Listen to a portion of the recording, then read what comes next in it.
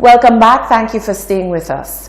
The Water and Sewage Company Inc. Wasco is modestly celebrating its court victory after an injunction to halt the erection of a tank was overturned, allowing them to go ahead as planned.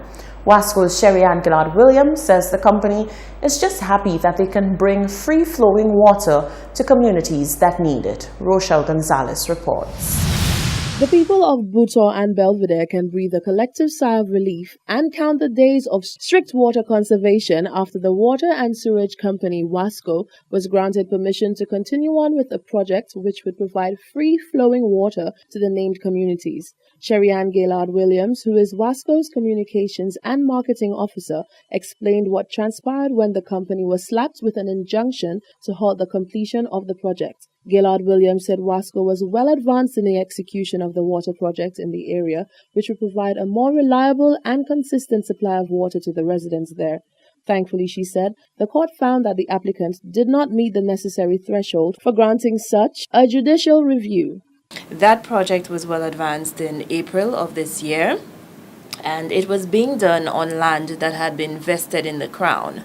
The land obviously was acquired by the government from the previous owners, and Wasco made an application to the government in order to conduct that project there. The project entails the building of a tank in the area, and there is also the addition of some distribution pipes from that tank to the residents in Bhutto Belvedere. However, in April, the previous owners of the land filed an injunction against Wasco that halted the project. So from April until now, we had been unable to do anything as it relates to the project there. The matter was taken to the High Court, and on Monday this week, the courts granted a ruling in favor of Wasco that has now allowed the company to continue with the works associated with the project. This, she said, means that the company will be able to keep their commitments to the residents in the areas with respect to improving the supply of water there. Gaylord-Williams said the victory means a lot to Wasco and that they will get to serve communities with the service that they deserve. For Wasco, it means that we can keep our commitment to providing a safe and reliable supply of water to the residents of Bhutto and Belvedere. Currently, there is a system operating in that area and giving the distributing water to the residents. However, we are always in the process of improving our distribution, improving our systems, and so on. And the residents themselves will be able to get a more reliable supply of water. Residents in that area continue to rely on conserving water to last them very long periods of time. So this would mean that Wasco would be able to provide them with a more consistent supply of water.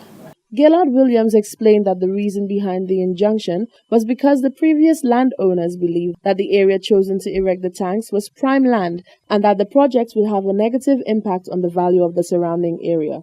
She said works will recommence very soon. Reporting for Hot 7 News, I am Rochelle Gonzalez.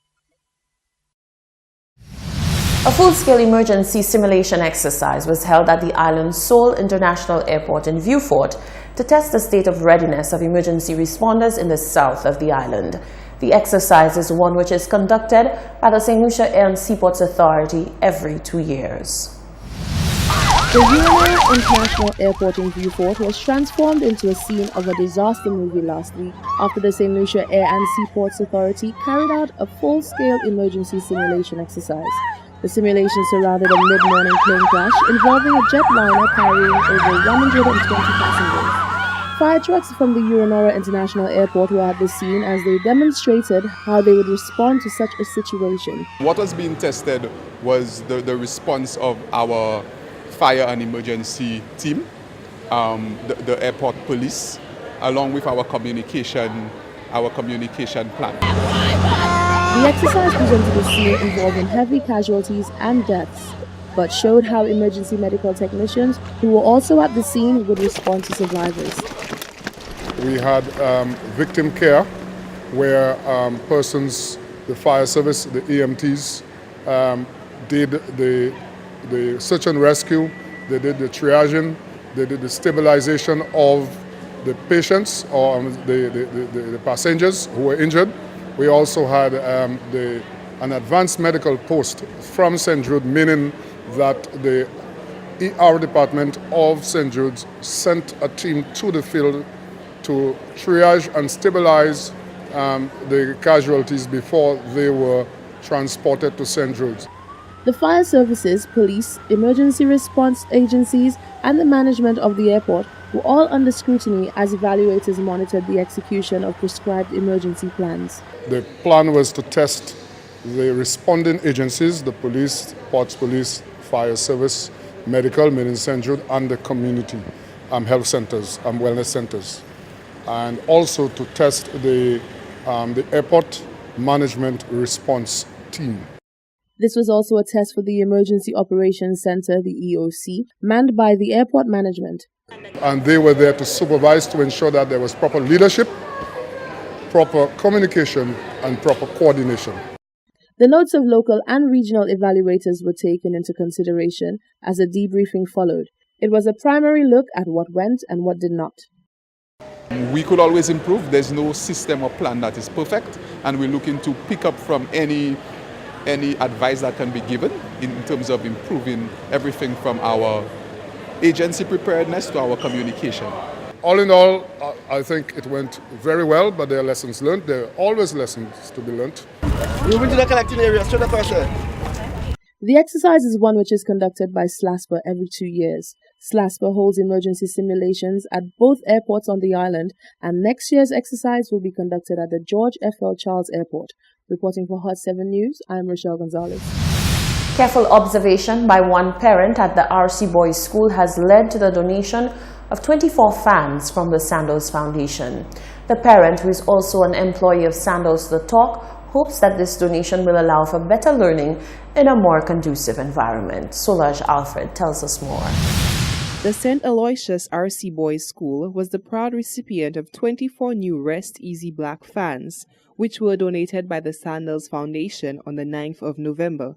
The donation came after one parent noticed the impact that the clustered, heated classroom environment was having on the boys being flustered and distracted. In an aim to better the situation and create a cool area where the boys could better learn, the parent, Thyan Coates, sought the assistance of Sandals Foundation. Coming to the school every day, I realized that the environment was a little bit hot for the students, and I decided to reach out to the Sandals Foundation to assist us in getting some funds to make sure that the boys are in a comfortable environment. And then, the Sandals Foundation really come true. They really came on board and assisted me in providing these funds for RC boys.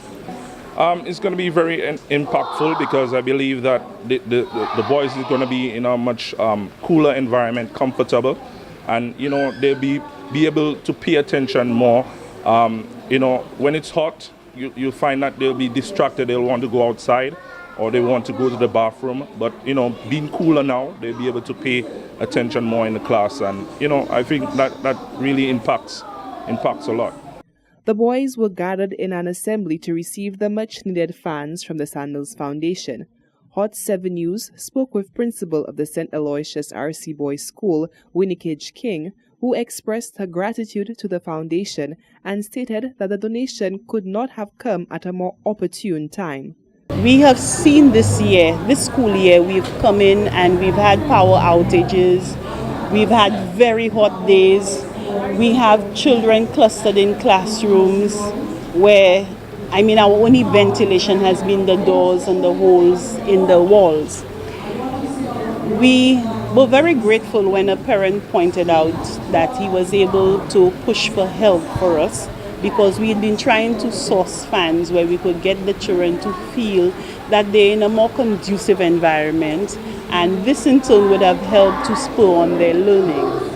So today we are here because we are just a grateful set of staff and students of the St. Aloysius RC Boys saying thank you to the Sandals Foundation for the donation.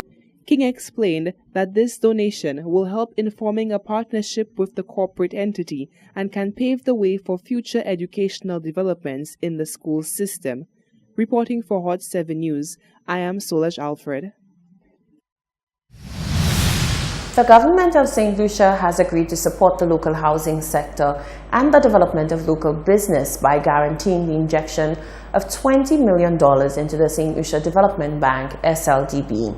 As the resolution was brought before Parliament on the 30th of October, Prime Minister Alan Chasney explained that the government would guarantee a loan of $20 million from the National Insurance Corporation, NIC, to the St. Lucia Development Bank for on-lending to the housing and productive sectors. According to Prime Minister Chasney, the bank would provide support to home construction, home renovations, home extensions, and house and land purchases. The Prime Minister also said that there was justification in supporting the bank in its efforts to access new sources of funding for the productive sector, and disbursements from approved loans are projected at $13.5 million. He explained that this capital injection in key areas will encourage growth and development in St. Lucia, adding that the projections in the number of loan applications suggest a growing demand for investment in housing and other productive sector activities. This is the Hot 7 Nightly News. Stay with us.